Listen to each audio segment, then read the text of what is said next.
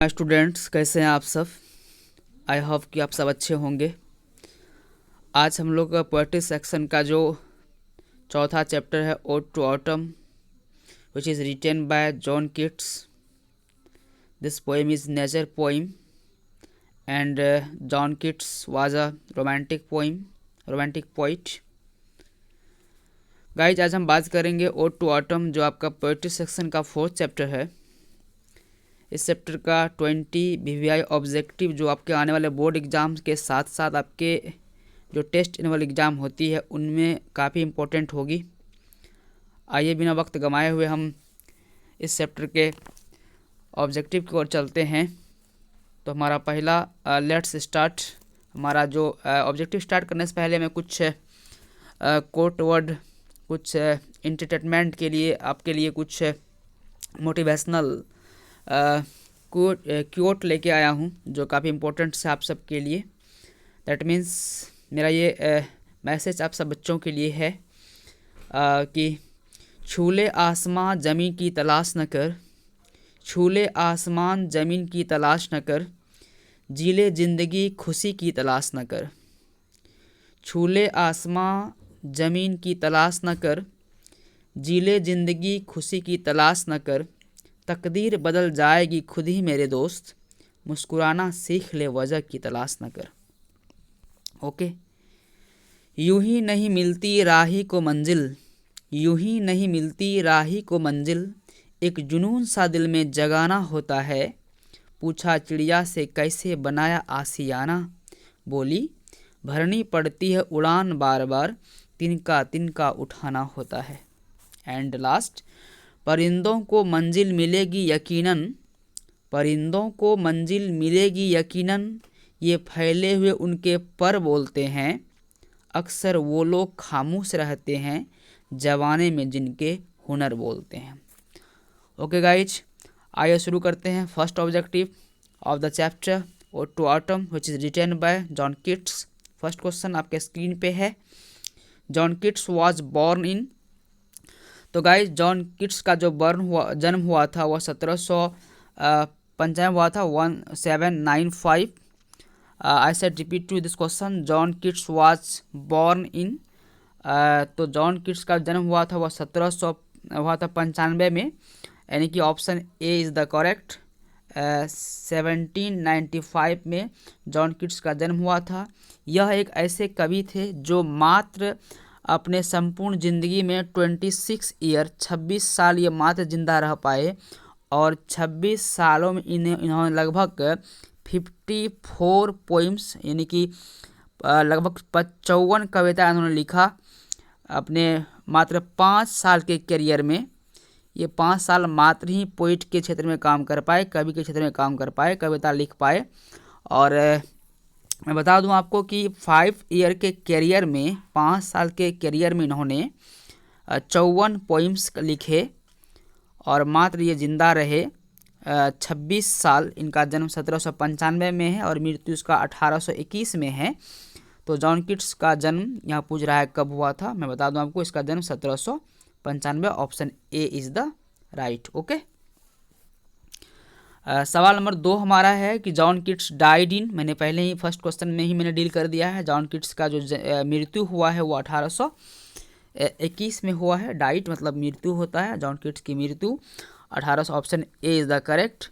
मैंने पहले ही कहा था इसका जो जॉन कीट्स का जो बॉर्न है वो 1795 है, और इसकी जो डेट है, जो मृत्यु इनकी है, वो 1821 है, यानी कि टोटल मिलाकर बात करें अगर हम, ये 26 ईयर यानी कि 26 साल आपका जॉन कीट्स जिंदा रहा था मात्र। इसकी मृत्यु होने का कारण था, मैं बता दूं आपको, इनकी मृत्यु जो हुई थी जॉन कीट्स की, वह एक बहुत ही खतरनाक मौत हुआ था। इनको टीबी हो गया था। टीबी बोलें तो ट्यूबरक्लोसिस, यानी कि क्षय रोग। टीबी बीमारी की वजह से जॉन कीट्स की मृत्यु हुई थी 1821 में, option A is the right. Okay. सवाल नंबर 3 हमारा है, John Keats was born at ... London. London जो कि इंग्लैंड की राजधानी है, और यहाँ क्वेश्चन कह रहा है कि John Keats was born at ... London, माने कि जॉन कीट्स का जन्म लंदन में हुआ था, लेकिन कौन सा शहर में हुआ था। मैं बता दूं आपको, इनका जन्म लंदन में जो मूनफील्ड्स है, मूनफील्ड्स नाम का एक जगह है लंदन में, ये काफ़ी खूबसूरत जगह है। इसको मॉगरेट भी कहते हैं। इसी जगह में जॉन किट्स का जन्म हुआ था। Option C is the correct. Okay, बढ़ते हैं सवाल नंबर 4 की ओर। हमारा चौथा सवाल है, John Keats was interested in. मैंने पहले ही कहा था कि अगर इससे पहले अगर मेरा समरी नहीं देखा है तो मेरे समरी देख लें। जॉन किट्स जो है ये इंटरेस्टेड थे, मतलब जॉन किट्स का जो हॉबी था, मैंने अगर जॉन किट्स की हम हॉबी की बात कर लें, इनकी जो शौक थी वो क्रिकेट और बॉक्सिंग था, यानी कि John Keats was interested cricket and boxing. Option D is the right. Okay, question 5 हमारा, John Keats is dot dot poet. मैंने पहले ही कहा जॉन किट्स जो है वो एक रोमांटिक पोइट है। ऑप्शन इसका बी जो है बिल्कुल सही हो जाएगा। John Keats is a romantic poem. Option B is the right. Okay, romantic poem थे ये नेचर से रिलेटेड, मैंने प्रकृति से रिलेटेड पोएम्स लिखते थे। So we can call John Keats is romantic poem. Okay, and सवाल नंबर 6 हमारा कहता है, जो वर्गिल जो एनसीड था, Virgil Aeneid was translated by. ये एक बुक का नाम है गाइज। वर्गिल एनसीड जो है यह एक बुक का नाम है। इस बुक को ट्रांसलेट किसने किया, इसका अनुवाद किसने किया, मतलब वर्गिल जो एनसीड था बुक है ये, इस बुक को क्वेश्चन वह कह रहा है वर्गिल एनसीड वाज ट्रांसलेटेड बाय, तो इस बुक को ट्रांसलेट किया है जॉन किट्स ने। ऑप्शन आपका जो है वो बिल्कुल जो आपका ऑप्शन है वो यहाँ पे सही हो जाएगा। B is the right. John Keats ने इस बुक को ट्रांसलेट किया था। बढ़ते हैं सवाल नंबर 7 की ओर। हमारा 7वां सवाल है, John Keats was died at the age of. मैंने पहले ही कहा था फर्स्ट क्वेश्चन और यानी कि सेकंड क्वेश्चन को डील करते समय बता दिया था कि John Keats was died at the age of. John Keats का जो जन्म हुआ था वो मृत्यु जो हुआ था वो 26 ईयर में हुआ था। 26 साल की उम्र में ही जॉन किट्स का मृत्यु हो गया था टीबी की वजह से, यानी कि ट्यूबरक्लोसिस यानी कि क्षय रोग की वजह से जॉन किट्स की मृत्यु 26 ईयर में ही हो गया था। ये एक ऐसे कवि हुए जिन्होंने बहुत ही कम उम्र में मौत को अपना गले लगाया। बढ़ते हैं सवाल नंबर 8 की ओर। हमारा 8वां सवाल है, Keats was died due to. मैंने Keats was died due to, यहाँ पे ड्यू टू मतलब होता है किस कारण से, किस वजह से। मैंने जॉन किट्स का जो मृत्यु हुआ, John Keats was died, John Keats जो मरे थे, ड्यू टू मतलब किस वजह से, किस कारण से। मैंने पहले ही कहा है जॉन किट्स का मृत्यु टीबी के वजह से हुआ था। Option D is the right. Option D आपका सही हो जाएगा। टीबी के वजह से इनका मृत्यु हुआ था, ट्यूबरक्लोसिस की वजह से जॉन किट्स का मृत्यु हुआ था। 8 का ऑप्शन डी बिल्कुल राइट हो जाएगा। Okay, and next, autumn starts with the departure of. Guys जो ऑटम होता है वो उसका जो स्टार्टिंग का डिपैचर होता है, मेरे ख्याल से 9 नंबर का ऑप्शन हो जाएगा B, summer. Autumn start with the departure of summer. 9 का option number B is the correct, summer. Okay, summer. And next question number 10, autumn is season of mellow. यहाँ पे मिलोव का मतलब होता है मधुरता है, पूरा से लगाव है।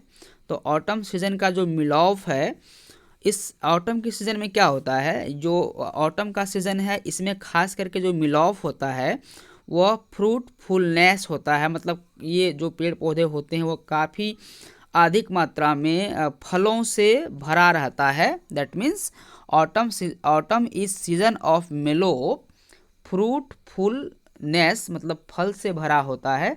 Option A is the right. Question number 10, option A is the right.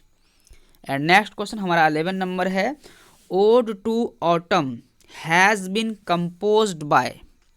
Guys यहाँ कंपोज्ड बाय के जगह में रिटेन बाय भी लिखा हो सकता है, don't worry.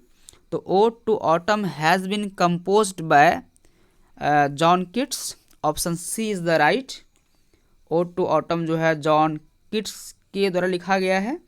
And option C is the right. बढ़ते हैं सवाल नंबर 12 की ओर। हमारा 12वां सवाल है dot dot new leaves and fruits come out on trees. मैंने यहाँ पे 4 नाम दिया है सीजन का। विंटर सीजन है, जाड़ा का मौसम, स्प्रिंग सीजन है, स्प्रिंग सीजन है, ऑटम है और समर है।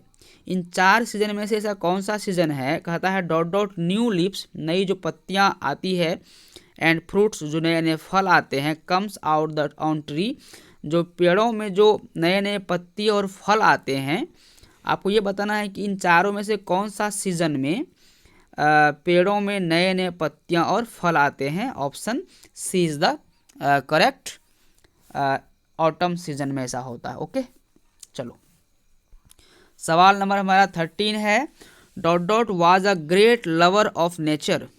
डॉट डॉट मतलब कौन, was a great lover of nature प्रकृति का एक महान मतलब कि लवर था, प्रकृति का एक महान कवि था।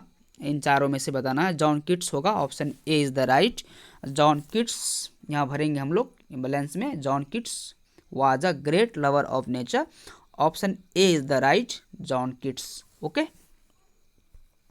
Next, how many lines are there in each stanza of Ode to Autumn. मैंने कहा है कि ओड टू ऑटम में क्या है, यह एक ओड टाइप का पोइम है, नेचर से रिलेटेड पोइम है। और क्वेश्चन कर रहा है कि how many lines are there in each stanza of Ode to autumn.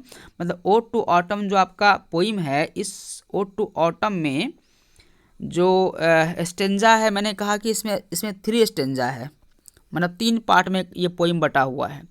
तो हर स्टेंजा में 11 लाइन है। टोटल इस पोइम में 33 लाइन है और 3 स्टेंजा में बटा हुआ है। अगर यहाँ स्टेंजा यहाँ पूछता हाउ मेनी लाइन्स के जगह अगर पूछता हाउ मेनी स्टेंजा, यहाँ पे लाइन्स के जगह अगर स्टेंजा लिखा रहता तब आंसर होता 3। यहाँ हाउ मेनी लाइन्स पूछ रहा है तो यहाँ पर आपका ऑप्शन हो जाएगा बी इज द राइट, 11। एक स्टेंजा में 11 लाइन करके है, टोटल 3 स्टेंजा है, टोटल 33 लाइन है। बट यहाँ ईच कह रहा है, ईच मतलब होता है प्रत्येक स्टेंजा में 11 लाइन है। और 14 नंबर का option B is the correct, 11। And next, autumn makes the things. जब ऑटम का सीजन आता है तो चीज़ें कैसी बन जाती है, ऑटम जो है वो चीज़ों को कैसे बना देती है। Guys, autumn makes the things matured, यानी कि ऑटम जो है चीज़ों को क्या बना, मैच्योर्ड कर देती है, परिपक्व कर देती है। Option D is the right. Okay, and next question number 16 हमारा है Peacock Pie has been written by. यह एक बहुत ही इम्पोर्टेंट बुक है और इस बुक को लिखा है जॉन किट्स ने। Option C is the correct. Okay, peacock pie एक किताब का नाम, एक बुक है और इस बुक को जॉन किट्स ने लिखा है। नेक्स्ट क्वेश्चन नंबर 17 हमारा है dot dot is the closed friend of autumn for maturing things. मतलब कौन जो है ऑटम का एक बहुत ही क्लोज फ्रेंड है, गहरा दोस्त है, जो मिल करके क्या करता है, चीज़ों को मैच्योर करता है। तो यहाँ पे हो जाएगा सन। सन जो है वो ऑटम का एक क्लोज फ्रेंड है जो मैच्योरिंग करता है बहुत सारे चीज़ों को आपस में जोड़ने के लिए। Option D is the right, sun. Okay, and next question, Ode to Autumn consist dot dot stanzas. मैंने पहले ही कहा कि ओड टू ऑटम में जो है 3 स्टेंजा है, 3 स्टेंजा, यानी कि अगर हम भरना चाहें तो ओड टू ऑटम कंसिस्ट, यहाँ हो जाएगा 3 स्टेंजाज। मैंने ओड टू ऑटम जो है इसमें 3 स्टेंजा कंसिस्ट है। Every stanza has 11 lines and total lines of ode to autumn's poems are 33 and divided to 3 part and 3 stanza. Every stanza is has to मतलब 11 lines. Okay, and total lines of this poem 33. And next question number 9, ode to autumn is a dot dot poem। मैंने कहा था ode to autumn जो है यह एक nature poem है, relate to nature है। This poem is relate to nature, अर्थात ode to autumn is a nature poem. यहाँ भर सकते हैं हम नेचर, ओके, NATURE, नेचर। ये लव पोइम नहीं है, वार पोइम नहीं है, स्ट्रगल पोइम नहीं है। Option C is the correct. Ode to autumn is a nature poem. And last question of this chapter, Ode to Autumn. Ding Dong Bell has been written by, मैंने पहले ही कहा guys, डिंग Dong bell जो है यह एक किताब है, यह एक पुस्तक है, और इस किताब को लिखा है जॉन किट्स ने। Option A is the right. Okay guys, मिलते हैं अगली वीडियो में, तब तक के लिए धन्यवाद। Takes care, bye bye. Okay.